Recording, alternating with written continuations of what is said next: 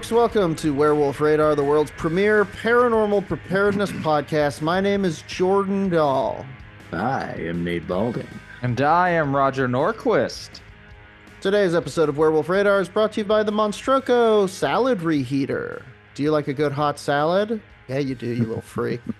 Heat up your salad with the Monstroco Salad Reheater by Monstroco. What the It seems kind of an air fry situation, or yeah, it's like, so you know, sometimes you get a salad and it's cold and like crisp and refreshing.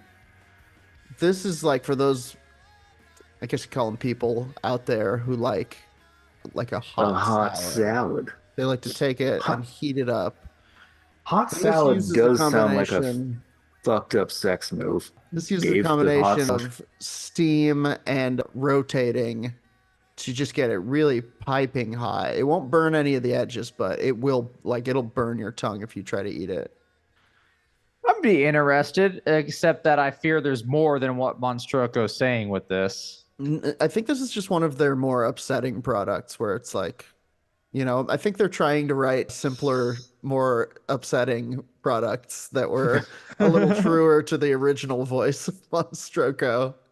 Wilted cabbage. Who loves it? Yeah, just a big hot wilted salad. And it's like there's different settings. There's way too hot to eat. And there's like, you know, open window shining on it too long, sunny day, left out in. Right, 120 degrees in the car. Yeah, that's a good one for like Phoenix Caesar special. Salads. Yeah, I'll get a Phoenix special. That's a hot Caesar left in the car. On top of some metal baking in the Phoenix sun. Yeah. Hot Caesar. The dressing, you know. Oh God, That's so gross. If it can so be called a curdled ranch. Yes, it's almost a solid. It's like a non-Newtonian fluid. Anyway, the Monstroco Salad Reheater by Monstroco. So what's up, fellas? We're back. We're back in action. I've been traveling all over this spooky nation of ours for about a month now, and I'm tired. And Are you having the nightmares again? Can't you not sleep because of what you've seen? As long as I keep moving westward, the humming stops. Gotcha. So you're in the Marina Islands right now. Just keep on moving. No, that's the other direction. You're in Guam right now. I'm in Guam. As far as you go. You've heard about it. That's the farthest place you can go. Isn't Guam like an American protectorate or something? Yes, you have Guam, Virgin Islands, Marina Islands, Puerto Rico. Guamish. The Guamish. And I believe Guam is the most western if you ignore all the U.S. bases we consider U.S. soil around the world. Yeah. Wherever you go, you're not far from American One of my soil. customers is from Guam, wants to go back all the time, can't because of capitalism, but he says the water's warm, beautiful beaches. That sounds great. Did he not say that it was Guam? He did not. He's not good with pun work, unfortunately, or else I would have chuckled. So few of us are. Monstroco brand Guarmacoly. Monstroco brand pun work. What do we got for him this week, fellows? I got some paranormal ghost stories recently posted on the Reddit.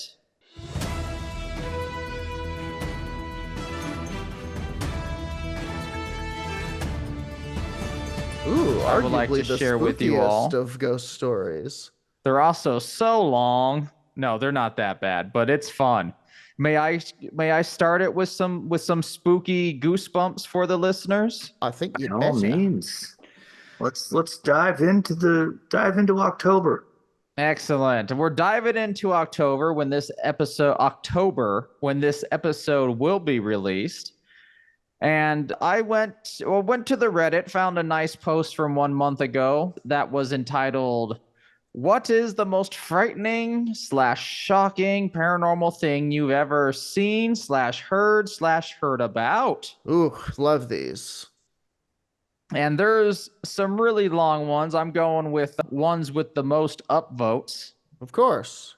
Because I let the community decide what I read, not the other way around. We want to hear what Reddit has to say. And this time, it's nothing offensive. Wow. Good job, Reddit. The first story that I'm going to read is from a user by the name of Surreal Cellar Door. And it goes as such. My experience with Melvern Manor. Melvern Manor. In the spring of 2011, my wife and I went to look for a house for sale in Melvern, a small town in southwestern Iowa. It was an old mansion the town banker had built way back in the day. It didn't give off any creepy vibes, but it didn't appeal to me at all, despite the price tag of $200,000. I hate our live society. A town that just has one banker. A real... I forgot what that movie's called. Moving on. It also It's a Wonderful Life? No, there's two bakers in that movie. Isn't that what Mr. Potter does? Oh, I don't remember. I haven't watched it It's in a long bad time. movie. Come at us, people. It also needed a lot of work. It was a large house with way more space than two people with no kids would ever need. The odd thing was that it had a vault room buried in the yard with a tunnel that connected to it from the tiny basement boiler room. Yeah, well, you got to avoid the Russians somehow. It's either that or this was a torture room. Either way, good pickup for that amount of money. There was supposedly a large safe in it. The door to the tunnel was screwed shut, and the owners said they have never went into there. You could see the vault room from outside because it was a small hump/hill in the yard. Could you imagine going up to there and going like, what's that weird bit of uneven earth there? That's the secret vault room. Never been in there. I'm picturing Hobbiton of sorts. Should we go in there? I wouldn't. No, I don't think you should. Definitely wouldn't. I found it screwed shut. I'm not removing the screws. Terrifying. I mean, you can go in, but you'll never come out. So for the next 2 weeks, I assume they bought the house. Maybe not. For the next 2 weeks, I had horrific nightmares about that house, which I found odd considering I had no reason to fear it. I don't remember details, but they were the scariest nightmares I've ever had. The wife and I divorced that fall. Over the nightmares? It makes it seem like it. She kept dreaming that I was cheating, and I was, of course, but... And eventually, I did. Fast forward to the summer of 2020. I'm having 6 foot away social distancing beers in a driveway with friends, and I'm telling them this story. Don't recall why that came up. Well, the following morning, I'm nursing a hangover, flipping through Amazon Prime, and I see there's a paranormal documentary about that house, the Melvern Manor. Oh. I've not watched the documentary, but the friends had. Spooky. And according to the documentary, no one mentions that secret tunnel or vault room. Oh. Wow, because it's secret. It's so secret that a hastily done documentary segment skipped over it entirely. Can you imagine? And that's it for that one. Just a lot of coincidence, but okay. I feel it sets the move. I got 3 of these going. Okay. This one has 311 upvotes, which means amber is the color of its energy. I will not say sorry about any of that. Okay. Maybe later? Nope. Agent Cooper Pie wrote this one. Cooper Pie. One that scared me so badly was when I was 21. My friends and I went into a local cemetery one night to check out the train grave. Okay. I need to know more about this. Cool. Which was the grave of a man who died in the 60s while working on a train. Oh. There is a piece of train on his grave marker, thus the train grave. Okay. The train grave. Got it. Gotcha. So it's not the burial place of Thomas the Tank Engine. No, that's when we complete our grand spectacular mission, Nate. Yeah. We walked over to it and suddenly heard a train whistle from the tracks a quarter mile away or so. got spooked, but we weren't spooked enough to actually leave. We were all wandering around, and my grandfather happens to be buried in this cemetery as well. Where the roads split, they all wanted to go right, but I knew my grandpa's grave was to the left. I told everyone the I would grave. the grandpa grave where The pieces grave. where pieces of everyone's grandpa's grandpa placed. left on the ancient grandpa burial ground. I told everyone I'd catch up with them. I just wanted to check if he still had flowers on his grave, and if not, I'd go pick some up the next day. I would do that, but we scattered my grandpa's graves over a mountain lion, or ashes over a mountain lion, so it's hard to find the mountain lion, first of all, and it really hates being bothered. That's tough. It was underneath us when we did it, and we were like, oh shit. Is this actually what happened? No, not at all. Okay. My dad scattered them somewhere, and I don't believe in such things. I think when you die, your ashes should go into the ash cake. And what's the ash cake used for? That's a story for another episode. Now, there is a small evergreen tree besides my grandpa's grave, roughly 7 feet tall or a little taller. And as I walked up where I knew he was buried, I became very confused. There were 2 trees. I stopped walking. The trees are mating. Oh. I stopped walking about 75 yards from the grave itself, trying to figure out when they planted a second tree, when the second tree took a step toward me. Out of here. What? No. I'll read that again. I might have said it like an insane person. I stopped about 75 yards from the grave itself, trying to figure out when they planted the second tree, when that second tree took a step towards me. What? I booked it and ran back the way I came, convinced the whole time something was about to grab me from behind. What in the My friends world? got to the car shortly after me, and I told them what happened. They said they noped out because one of them saw a deer that looked solid black. Crazy. What I had seen had to have been at least the height of the other tree and looked plenty tree-like up until it took a step forward. It was What in the super dark, world? so I did not get the best look at it. Is this like a camouflaged Slender Man? That's kind of what's in the back of my mind, or it's very Ent-like. Ents take steps like that. Am I pronouncing that right? This is Yeah, what I they think so. call. This is what they would call high strangeness, I think. This is one of those things that Yes. just is like almost unclassifiable in its oddness. Except you're high. Look, that's a coincidence. I went back in the daytime the next day, and there was only 1 tree by my grandpa's grave. Oh, That's very creepy. sorry. I had another thought on this. I heard a story recently on, I think it was Monsters Among Us, where somebody was seeing these flower entities, and it turns out that their dad was like leaving out like offerings for the Fae around their Ooh, house. Whoa. So I should mean, not do that. tree entities, most people agree that it's pretty much it's best not to get involved in any way. I did it You fed some fae?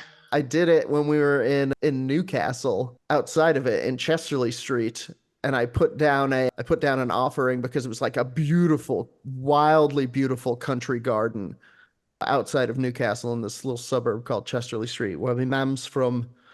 And I like put it down and I was like, thank you for everything, for the garden. It's beautiful. And I went in and I was like, I probably should have done some research on that before I just went out and kind of did it.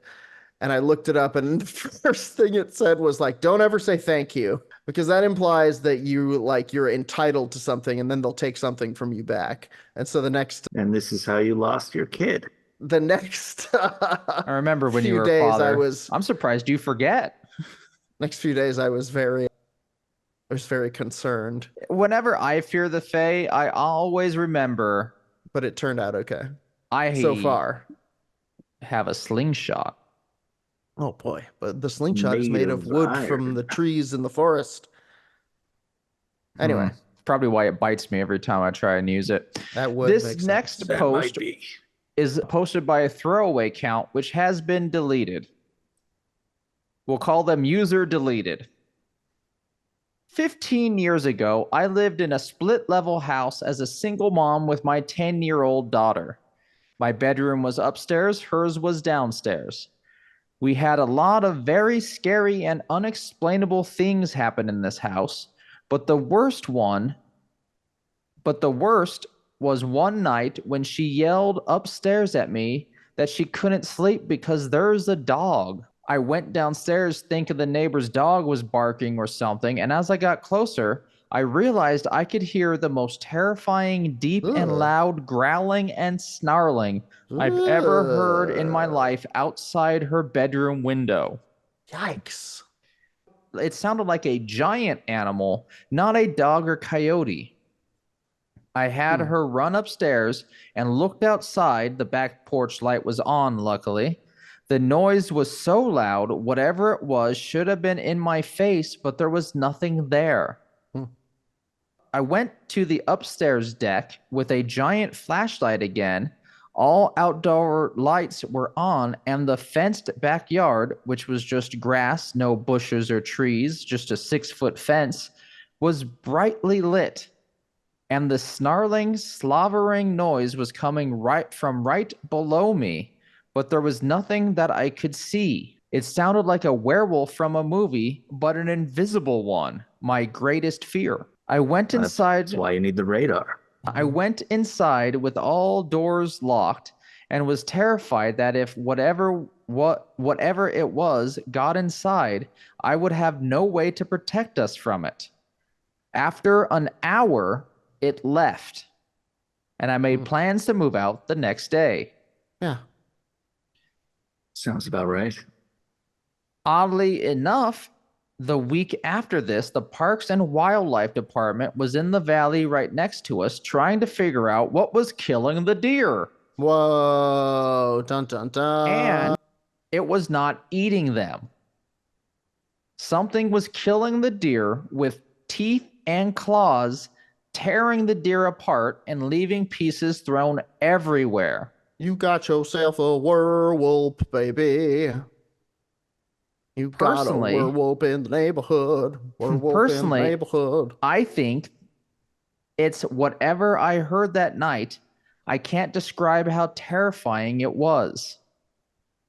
Later, for some modern context, when I saw the demon dogs in Stranger Things a few years ago, it occurred to me how much they reminded me of this occurrence. I can't explain anything as it is elsewise. The Reddit user, Traditional Toe 4663, suggested a chupacabra. Okay. But we're werewolf. Come on. And chupacabras don't make that type of snarling, that type of growling. They make more of a chittering. They go, ooh, yeah, on top of that, they're big Disturbed fans. That was decided in the old days, the first season of Werewolf Radio. All those years ago. This happened in Texas, and underneath that, a Reddit user by the name of _Carlos Carlitos, silly name, I approve of that. Oh, Carlos Scarlitos. Okay. You need another underscore there for clarity. When I was a newborn, my parents heard a growling in our yard in the middle of the night. In Mexico, yards gotta have big, tall walls because houses collide with one another. I guess they're just a lot of colliding house issues in Mexico. They're kind of wild houses. And you gotta, I know what they mean though. You know, it stops buildings and whatnot. Or building, not buildings. You gotta prevent someone from breaking in at night so no animals could get in by any means. The curtains were closed. When my mom asked what that was, my dad replied that it was a dog, but she said, "We don't have a dog." Oh, boy. When it hit him, my dad got off the bed. I like how we just forgot one night. Yeah. Oh, yeah, we don't have a dog. We don't have no dog. When my dad was hit with this realization, he got off the bed, opened the curtains, and the growling suddenly stopped. Yikes. They recalled how it sounded very deep and angry. like it Fucking was a big scurry, dog dude. about to attack. I don't care who you are. A scurry, dude. And that's going to wrap up my little segment. Some good goosebumps there. What was the growling? Invisible werewolf? I'm Dude. saying yes. Invisible werewolf. That should definitely be like, if that's not what it was, it should be the name of a band that we are in. We can make that happen. An electronic band, like we'll do it like the post service, Maybe where it'll we be- send tapes and then we'll record the other parts. Maybe it'll be Night Bastards rivals, Invisible Werewolf. And All I right. also have, if we want to, we do. We do. Of course we do. This video is titled Chupacabra Sounds, but is not what I Okay. consider a chupacabra. Let's give it a go. They said this is what that creature sounded like. Yikes. Terrifying. What was So- that? That's very spooky. And Whatever it is. I didn't use the talking skull for this segment. Am I gonna be okay? Oh, dude. Do you know where it is?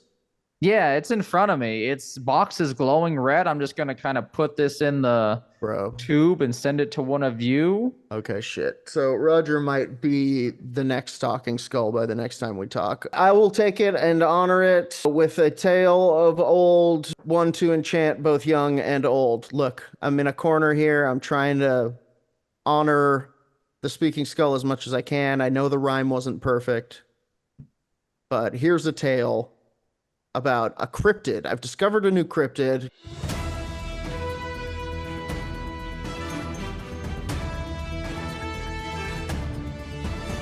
Got the skull, opened it. It's definitely really hot. We'll leave it alone. I've discovered a new cryptid. Yeah. Say what? Nice. That's what I was looking for.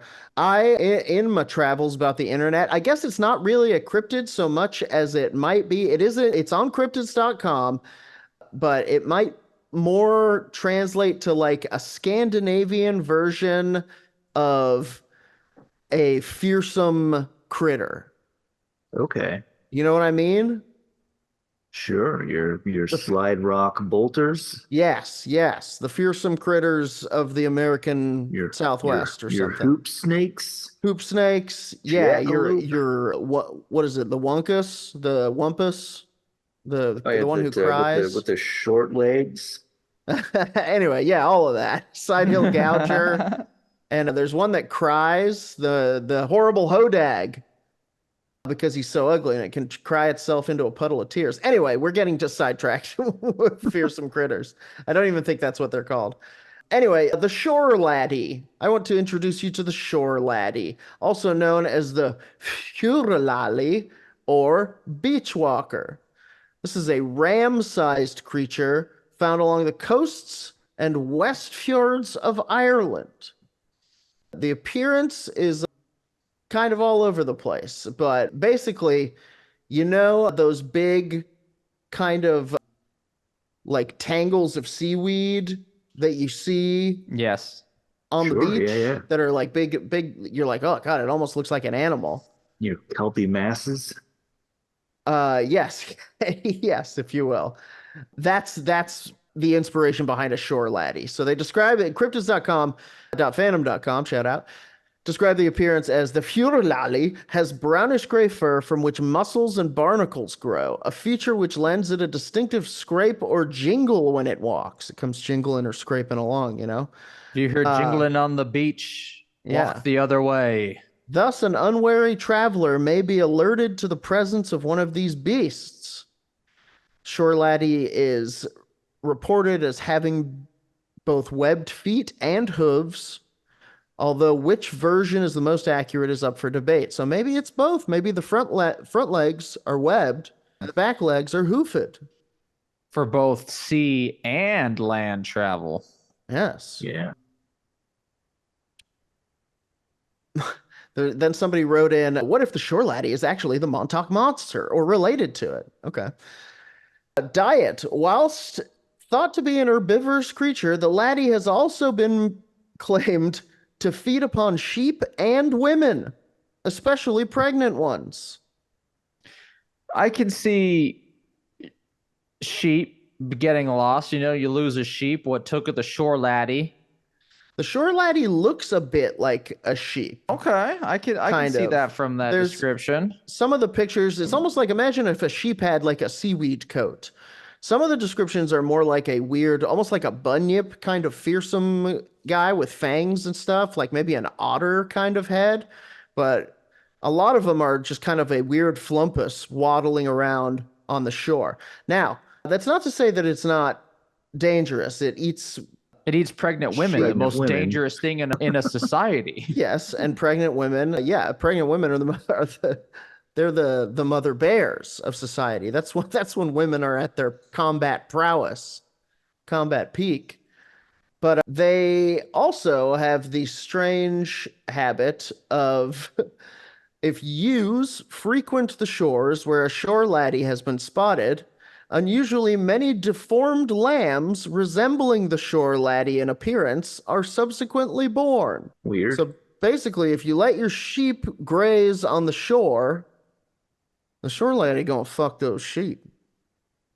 But like there's so many, like how? And You then you'll know, get like half something's sheep, doing it. half fish that, honestly are delicious. Have you ever had sheep with a tint of sea? Yes, yes. The sheep of the sea, they'll call it. Again, in terms of like sightings of the shore laddie, we're more talking about a fearsome critter here. How many sightings of the hoop snake has there been? The shore laddie is said to be at times act aggressively, whilst others report that it flees into the sea. And on those rare occasions when it is spotted by human observers, it has been observed since the 1700s. Goodness, so there's a long history. Yeah. This person says, let's check out the comments. The shore laddies are most likely old rams exiled onto the seashore by their flock. Their matted wool could easily explain their, quote, scales, and the only way something could impregnate a sheep is if it was an artiodactyl, specifically a bovid. That would also explain the kind of people being like, no, it's webbed feet. No, it's hoofs. And it's like, maybe it's kind of those things that goats have. And now I've just learned that flocks of sheep exile each other. Apparently, I have a feeling it's a prehistoric mammal, like the giant, like being the giant wombat or Andrewsarchus, says this guy. Do you mean Andy Serkis? I don't think it's Andy Serkis. I mean, if it's any actor, it's going to be Andy Serkis. I guess That that's would true. Iceland doesn't have a lot of places to hide. I'm sure though, because of the Iceland volcanic has so many nature. places to hide. Do they? Yeah. I mean, I was gonna I say, mean, the hidden folk are literally from there. but This is take a- away the Fey kind. The Hultafolk. I do believe if I understand volcanic nature, there's probably some good, deep, ancient volcanic caves that a creature could hide in. I know Sure, nothing sure, of sure. Iceland, if we're being honest. Some people are saying that it could be a relative of Pakicetus, which is an animal that we might know of as later becoming the whale. You know, that mammal who was like, actually, I'm going to go back in the ocean. You know what I'm talking about? I do, yes. Yeah, His name yeah. was Pakicetus, and this person is positing that maybe it's a relative of that. And a quick Google search proves that Iceland is famous for their caves. It's part of the Guide to Iceland website. Ah, there you go. This person says, okay, Exhibit A. Neither of the fossils were found in Iceland, especially Diprotodon, aka the giant wombat. Exhibit B. There's no way that Andrewsarchus could survive in the area. And there's also no possible way for Diprotodon to swim all the way to Iceland. And finally, Exhibit C. If it was still alive, it is most likely a rodent, simply because rodents adapt more quickly than any other species of mammal besides humans. That's from Godzilla 2004 x Mothra 2004. I'm not gonna lie, it being a gigantic rodent on the shore is still just as fantastical. Yeah, that's pretty crazy. Also very weird. Pretty crazy and cool. Well, there you go, folks. The shore laddie, work him into your weird stories. He impregnates sheep. that come too close to the beach, sort of a beach goat. Maybe exactly that. But in Scandinavian circles, they call him the shore laddie of the West Fjords of Iceland. Frollo. How do you pronounce the Icelandic? The Frollo. Fjorulali. What a Icelandic name. Fjorulali. I now passed the speaking skull. It has cooled down some. I think. I mean, Thanks I for don't want to get saving me, ahead I of hope. ourselves, Yeah, but yeah. it seems like we're okay for now. I'll slide that over to I'm gonna Nep. stick it in the salad reheater, see what it does there. There you Playing go. God. No, that's good. That's good. It'll steam it, keep it steamy, you know? Keep it steamed. I have a tale of the Devil's Chair of Cassadaga, Florida.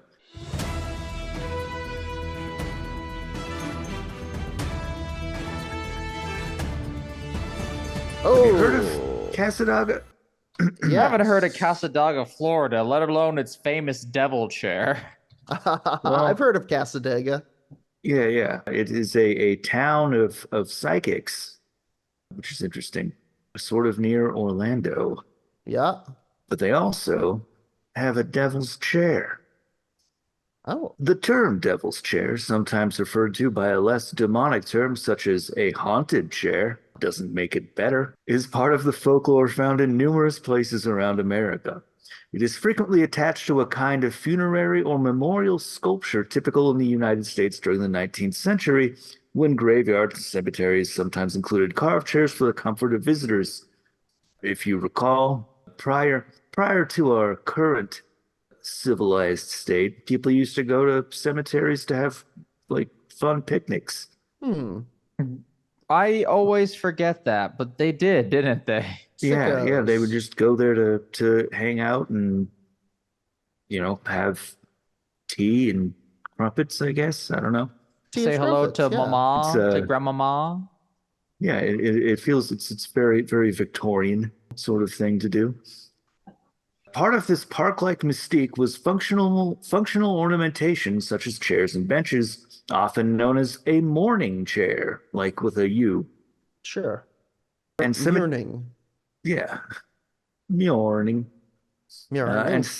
And cemeteries have since provided benches for visitors. In reality, some carved chairs were probably not intended for use as anything but monuments. Once the original purpose of these chairs fell out of fashion, superstitions developed in association with the act of sitting in them. In a typical example, seen as a rite of passage, local young people would dare one another to visit the site, most often after dark, at midnight, or on some specified night, such as Halloween or New Year's Eve. Or Wednesday. I often associate Halloween and New Year's Eve as being equally creepy. Those are the two Really? spooky holidays. Yeah. Time unending. Variously, the stories suggest a person brave enough to sit in the chair at such time may be punished for impudence or rewarded for courage. How does Depending this on the mood of the ghost. Yeah. Yeah, depending on which one you get. Could get Abraham Lincoln, could get Mussolini. Why Mussolini's hanging out in an American cemetery? They sent Don't him ask over too from many Central questions. Haunting. Out of this tradition, any nearly forgotten stone bench or chair would enter the vernacular as the devil's chair. Nowhere is more synonymous with having a devil's chair than in Cassadaga, Florida. It is indeed appropriate. Just 35 miles north of Orlando lies the small town of Cassadaga. The architecture in Cassadaga has remained mostly unchanged since it was first settled in the 1800s, leading the community to be added to the National Register of Historic Places in 1991. With a population of only 3,000, this area is known for its abundance of psychic mediums and haunted houses. Of course, Florida is steeped in conservative Bible traditions, but this place is a bit countercultural to Southern Baptism. The Cassadaga, which it is, I guess so, but it was founded as a spiritualist camp initially, a direct affront to traditional Protestantism. In 1895, founder is a spiritualist by the name of George Colby, which cemented the town as a mecca of spiritualism and psychic mediumship. The town is often called the psychic center of the world. This town is also home to the Cassadaga Cemetery, which, believe it or not, is haunted. Come on, of course it is. I mean, any good cemetery should be. If your cemetery does not have a lady in white or a man in a robe, you guys need to do more work. Here's the thing. So people think about the cemetery as like a place where ghosts hang out, but it's like I get why. I can see a world in which nobody wants to hang out at a cemetery unless their family goes there and comes to visit. Okay, yeah, I can see it. But my point is this is why the world needs goths. Because so few people want to hang out in a cemetery after they die, but goths do. Goths will clean up cemeteries. They'll Absolutely. weed it Oh, yeah, all. They will absolutely. plant flowers on tombs that don't have flowers on it. It's a sign of nature healing. And the fact that there is no goths right now doing that is not good for nature. Well, The Cure did just release a single for the first time in a long number of years. Ooh, nature is I healing. I think it's back. It's coming back anyway. Robert Smith is flying the flag once more. Flag of the goths. Goths Sailing the cemetery seas. The goths have reunited in the north. But yeah, so the haunted Cassadaga Cemetery is home to the most famous of all the devil's chairs. It is an oversized stone chair said to summon the devil himself when visitors take a seat. Nice. What makes this area such a haven for spiritualism and hauntings? Cassadaga is said to sit on a vortex, a point of concentrated psychic energy. That'll do it. The vortex is natural, but other vortices in the area are man-made, created by the psychic activity that the town is known for. Other vortices you might have heard of? Stonehenge. Oh my God, I've heard of so many vortices. Sure. The pyramids at Giza. Sure. I mean, come on now. What? Those are the main pyramids I know about. Yeah, they And are, of course, aren't they? I'm trying Cleveland. to think. Other than Djoser, I don't know which other ones. It is within this vortex that the cemetery lies. The gravestones at the Cassadaga Cemetery date back to the 1800s, though vandals have tipped over many headstones back when they used to party. The cemetery mainly consists of those who were residents of Lake Helen and Cassadaga. George P. Colby is among those who were buried here. And of course, within this vortex sits the large, menacing red brick bench known as the Devil's Chair. Dun, dun, dun. This place sounds like a real, I forgot the town that Buffy takes part in, but it's a real... Sunnydale. Thank you. It's a real Sunnydale affair to where, like, just let's build a school on top of the vortex. See what happens. Yeah. Where else are you going to put a school, Roger? Literally, it's part of the town's housing and residential and commercial building zoning laws. You have to have the school on top of the vortex. Yeah. That Miami Aerospace Academy might have been built on a hellmouth. There you go. That's what I keep saying.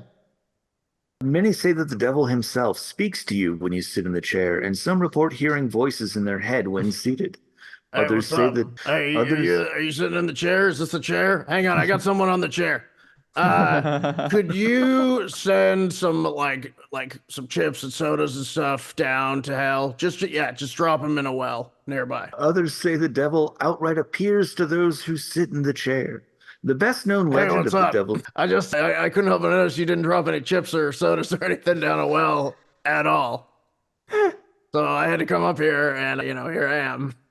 Sorry. Okay, I'm done. Where was that? The best known legends of the Devil's Chair is that if one leaves a can of unopened beer on the bench, one can find it empty the next morning, but still unopened. Oh, that's way more mysterious than what I was thinking. Just a man who finds a lucky beer at night. Sure, yeah. Right.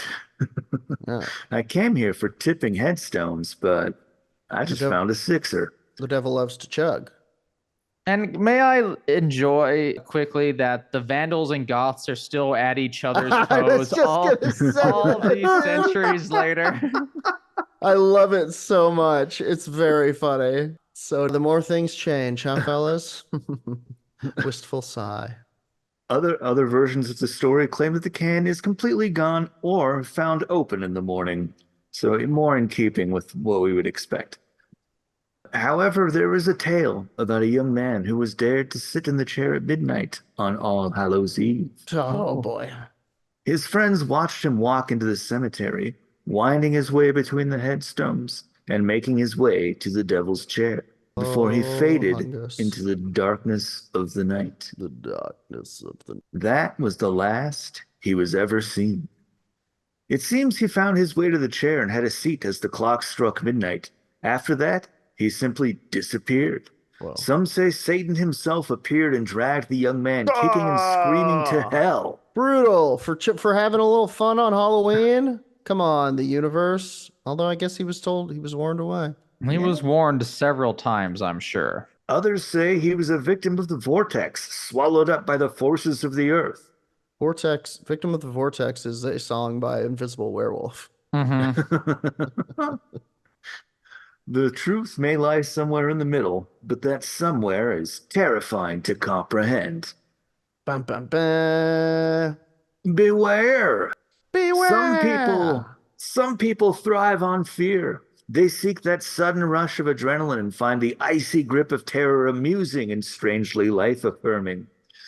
These people enjoy a roller coaster, probably. Yeah. Have you thought about taking a roller coaster ride instead of challenging the devil? I only ride the Devil's Challenge roller coaster. To this day, the cemetery attracts many nearby ghost hunters and rebellious teenagers looking for a thrill, many of whom vandalize the cemetery and graves, especially on Halloween. The cemetery has a nighttime security guard posted on Halloween to keep intruders away. I think that's the beware part, right? Watch out for the rent-a-pig. Yeah. Sure. Yeah. They're like, you got to sit on the devil chair, but beware. There's Rent-A-Cop there who patrols every 10 minutes. Very funny. Some of the mediums and psychics from Cassadaga are known to block the road to the cemetery on Halloween as they attempt to contact the dead. Oh. But the devil's chair sits ever within the cemetery, a hulking, silent ornament waiting for someone to have a seat. Like a siren, it calls. Do you dare listen? Spooky. Yeah. Pretty I'm spooky. at Orlando Haunts right now, and their chat is I'm going to book a tour, long story short. Oh, yeah. Cool. I think you probably should. I don't live there. I'm going to pay for someone else to go on the tour and tell us about it. What if they never come back? Well, then. It was never meant to be. Yeah, it's never meant to be then. Sorry for sending you to hell. I hope you brought chips and a beer. That's funny, bringing your like road trip snacks on your way to hell. Sure. Would you guys sit in the devil's chair? Yeah. Yeah, absolutely. I would. It looks really cool also. Yeah? I'm finding a picture just of it right now. Creepy giant brick chair. I'm too superstitious to sit in the devil's chair. Because then if something happened, well, then you become like the young man in this tale. Right, you disappear, or maybe I don't want to be remembered for that. Oh, it's a cool looking one. Here, let me bring it up. Like a beer can left overnight, you become empty in the morning. Oh, spooky. I think this is that the is right cool. one, according to the description on the picture. That is cool. I wasn't picturing the confining wall. Like, you can't escape when the devil comes for you. You'll have to climb over a 3-foot wall. A small area. Yeah. I think it was probably set aside for having a little gathering, a little picnic. Oh, for sure, like a nice funeral Possession. funeral possession. Procession stopped where now let's all sit at the devil's chair and remember Grandpa. Yeah. Let's all boy, he was a bastard, wasn't he? Take this time to sit down and hydrate a little bit before we keep walking. Yeah. I haven't listened to it, but Jamie Loftus did a whole podcast series about the town of Cassadaga. Oh, interesting. Which I'm fascinated that the whole town was built on the premise of spiritual vortexes. Mm-hmm. Yeah. Mm-hmm. Yeah, it was specifically founded to speak to the other side. Like, how do you build an economy out of that? I'm Well, going to their Wikipedia right now, trying to figure out what they do and everything. There is tons of money in like spiritualism, and like people will pay you. There's a great show, and I've recommended it before, called Shut Eye. That's about the like fortune telling industry in Los Angeles. Oh, yeah. I haven't gotten around to it yet, but I've heard good things. Pretty wild. Dude, seriously, you are right. Like the every information I can find literally says there are more psychics and mediums in Cassadaga than most places in the world, making it the psychic capital of the world to this day. Yeah, and like every shop is like, fun haunted trinkets and shit. Yeah. Cool. Spell books, that sort of thing.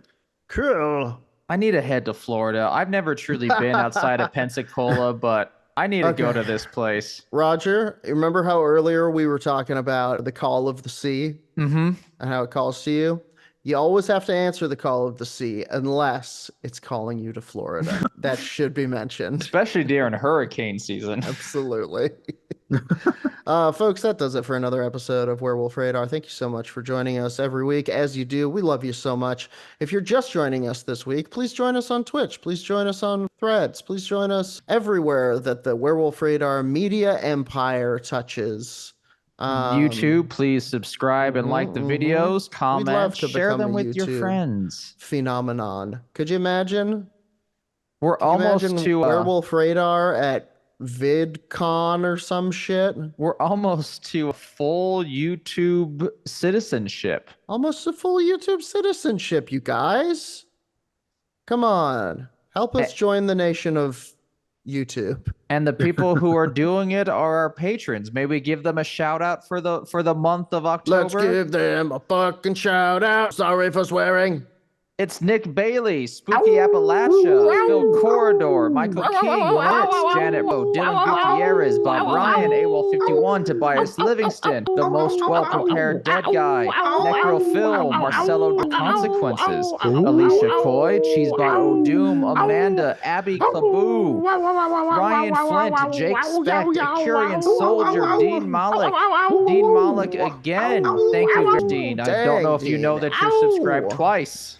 Yeah, if you didn't know that, go ahead. You can. We won't feel spurned if you delete one of those. But if you do know about it, Dakota Vincent, Brian Ely, Adric Hinkle, our Chancellor of Madness, Pagon and Felix, and the Darkest Lord of the Bunker, Spectacular Copper.